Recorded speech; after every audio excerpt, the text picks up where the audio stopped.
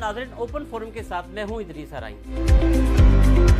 हमारे बॉडीज़ के 3 लेवल हैं, एक डिवीज़न की, एक ज़िले की और एक तहसील की। जैसे रेवेन्यू का है वो तो हमारे तंजीम हराई के प्लेटफॉर्म से, पुलिस का मामला है वो हो जाता है। बिल्कुल, पहले हम अपनी बरादरी को सिंध लेवल पे इकट्ठा कर रहे हैं, ये यूनिट बना रहे हैं, फिर मेंबरशिप कर रहे हैं। इसके बाद फिर हम बाकी सूबों में भी ये करेंगे। चौधरी मजीद साहब से सवाल किया था फेडरेशन का कि कोई एक फेडरेशन कायम हो, तो उस पर बड़ा अच्छा हमें वो मिला रिस्पॉन्स और कई कॉल्स आई हैं हमारे पास।